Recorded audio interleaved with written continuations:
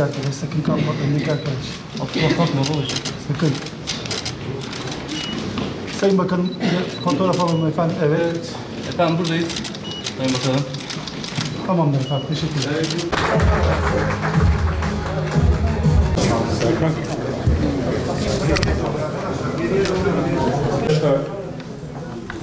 Bugün kendisini Fahri Ağırlı olarak ilan ettiğimiz 2010-2012 yılları arasında elimizde valilik yapan, görev süresince Ağrı halkı tarafından çok beğenilen, çok sevilen, hizmetleriyle çok konuşulan, davamızın önde gelen isimlerinden İçişleri Bakanımız Sayın Ali Yerlikaya aramızdalar.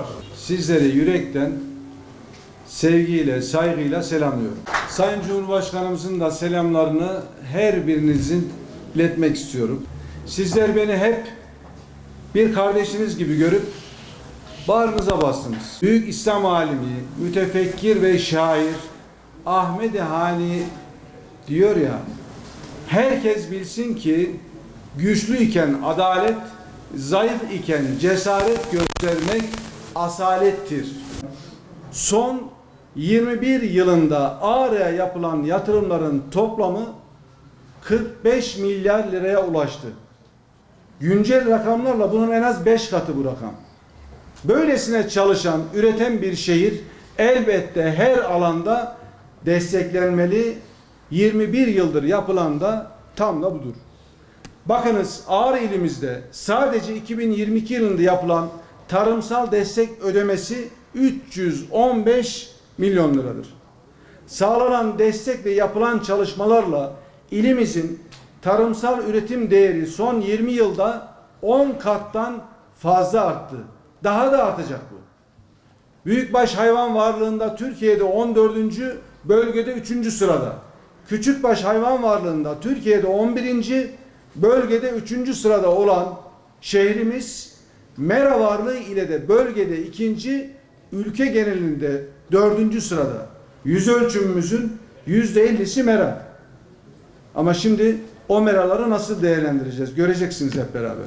Son 21 yılda hekim sayımız 172'den 378'e. Çok daha yukarıya taşıyacağız bu rakamları. Savunma Bakanlığımız pençe harekatlarını aralıksız, mevsime de bakmadan, hava koşullarına da bakmadan devam ettiriyor mu? Ettiriyor. Peki terör balonlarını başını kaldırıp gökyüzüne bakamaz hale getirdi. Nokta. Her hafta görüyorsunuz değil mi? 3, 4, 5 tek etkisiz hale getiriyoruz.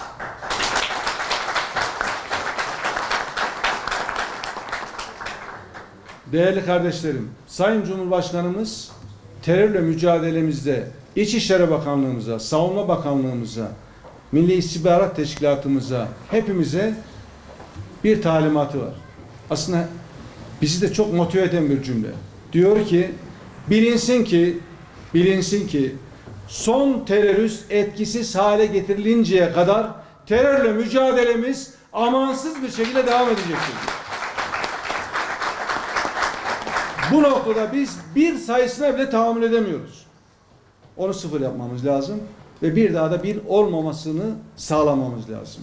Sizlerin inancı, sizlerin hayır duaları, kahraman Mehmetçik, kahraman polisimiz, kahraman jandarmamız ve onların kardeşi korucularımıza Allah güç kuvvetten ayırmasın, ayaklarına taş değdirmesin ve şehitlerimizi ruhları şad olsun, hayırla yad ediyoruz. Gazilerimize minnettarız. Her fırsatta onları hayırla yad ediyoruz. Hep göreceksiniz bundan daha da güzel, bundan daha da güzel demeye devam edeceğimiz günler Allah'ın izniyle bizi bekliyor değerli kardeşlerim. Çok net bir şekilde ifade etmeliyim ki uyuşturucu tacirlerine de göz açtırmayacağız. Sokak sokak peşlerindeyiz.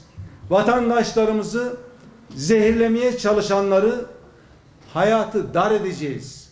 Ümüklerine çökeceğiz. Nefes aldırmayacağız.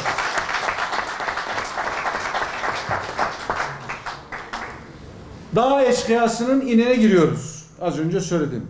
Eğer şehirde kibirlenip de ben eşkıyayım deme cüretini gösteren varsa beklesinler. Onların da tepelerine iniyoruz. İnmeye devam edeceğiz. Bir büyük mücadelemizde değerli kardeşlerim, düzensiz göçmenler ve bunları organize eden hadsiz göçmen kaçakçılığı organizatörleriyle yaptığımız operasyonlarla, teknik takiplerimizle bu göçmen kaçakçılığı organizatörlerinin de tek tek bizim içimizde yaşıyorlar, böyle gayet güzel gezdiklerini sansınlar. Onları hanım kardeşlerimiz bağışlasın, onlar çok iyi biliyor ama pirincin içerisinde taş ayıklar gibi ayıklayacağız göçmen organizatörlerini.